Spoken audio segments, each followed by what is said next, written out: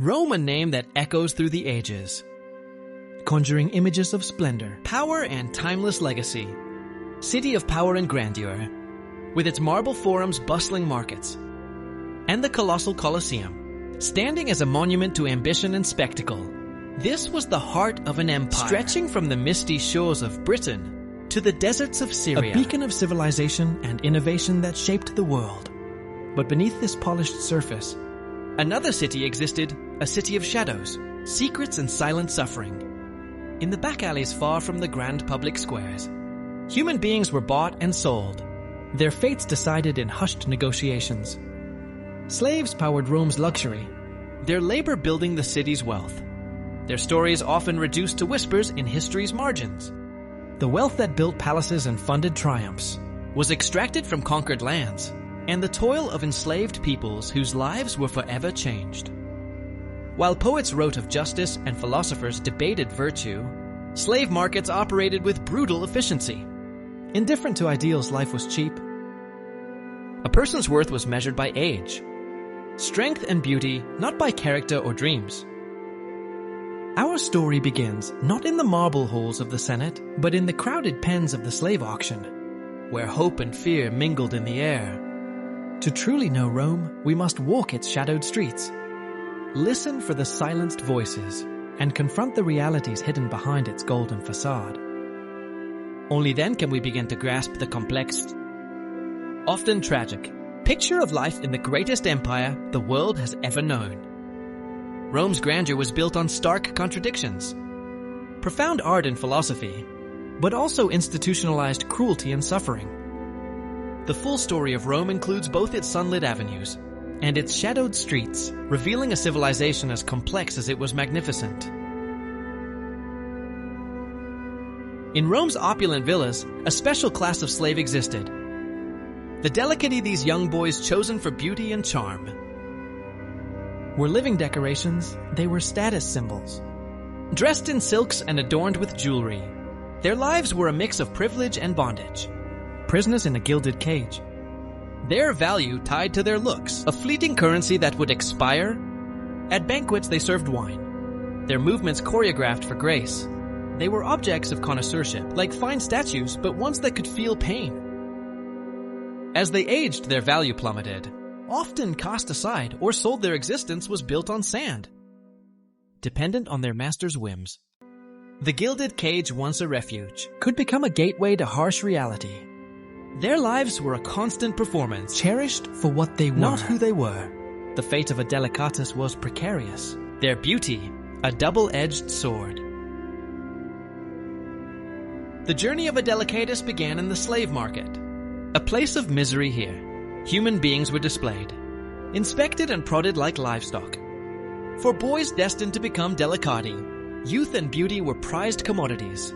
They came from all corners of the Roman Empire, often spoils of war. Pirates and poverty-stricken families also supplied the market. At auctions, boys were stripped and displayed, their bodies examined for perfection. The auctioneer highlighted their beauty. A dehumanizing spectacle, the moment of sale erased their old life. They became property, their name changed. Language forbidden identity, reshaped. The transaction was brutal, cloaked in commerce but rooted in violence. A childhood stolen, a future denied. All for a life of luxury without freedom. Inside an elite Roman household, a young slave's life was structured. His role was to be an object of beauty and service, his training reflecting this. Every aspect of his day was controlled, his existence a performance. He attended to his master, creating a dangerous intimacy. Discipline was absolute, with harsh punishment for any deviation. His life was one of anxiety, hidden behind a mask of calm elegance.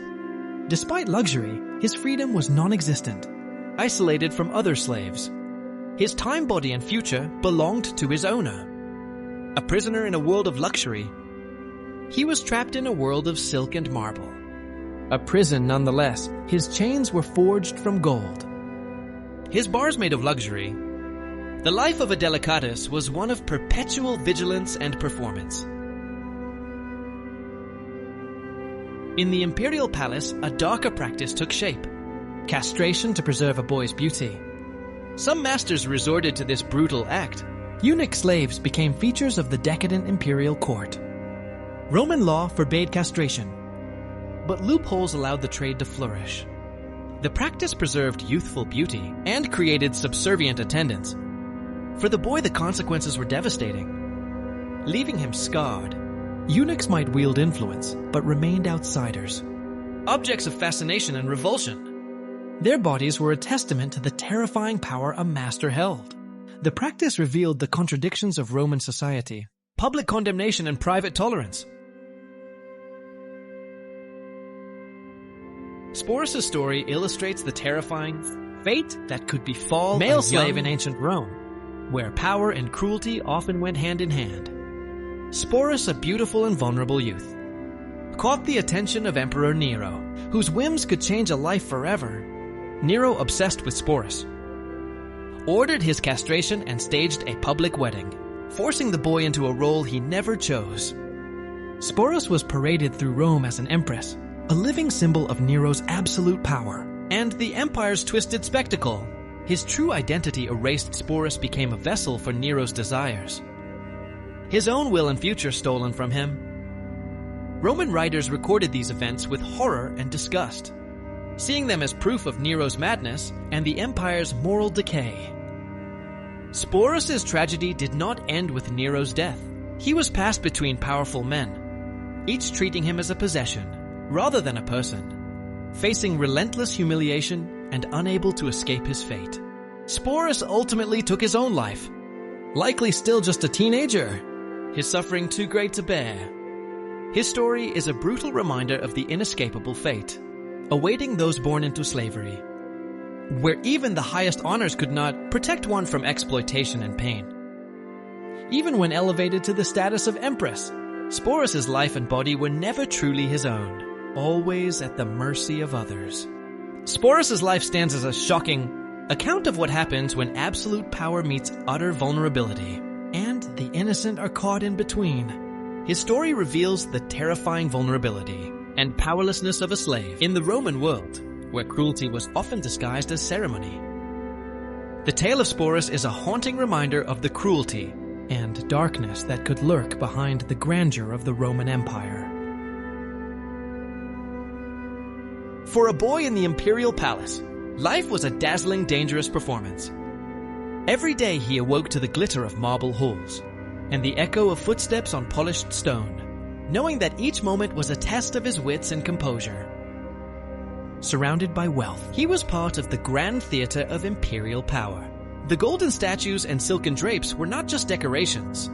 They were symbols of the emperor's reach, reminders that every eye in the palace was watching. Proximity to power was perilous, the court a snake pit of ambition and paranoia. Whispers traveled faster than footsteps, and alliances shifted like sand beneath his feet. A simple mistake could have deadly consequences, the emperor's mood shifting in an instant. The boy learned to read every gesture, every flicker of the emperor's eyes for signs of favor or danger. The boy had to navigate court life, knowing when to speak and when to remain invisible. Silence was often his greatest shield, but sometimes a single word could change his fate. He was a confidant by necessity, overhearing secrets, but this knowledge was a burden. Every secret he carried was a double-edged sword, offering both protection and peril. Dependent on the emperor's favor, his status was vulnerable to whims. A single misstep, a misunderstood glance could mean disgrace or worse. He had no real power caught in a web of relationships. Every friendship was a calculation, every smile a mask as he tried to survive among the powerful. His life was defined by a lack of freedom. A beautiful bird in a magnificent cage. The world outside was close enough to see, but forever out of reach. The luxury surrounding him was a reminder of everything he could see, but never possessed gold, and jewels sparkled. But they belonged to others. Never to him, his life was a daily performance. One wrong step could mean the end. In the palace, every day was a new act in a play where the stakes were life and death. And the audience was always watching. The embody is Rome's paradox beauty, worship and extreme cruelty.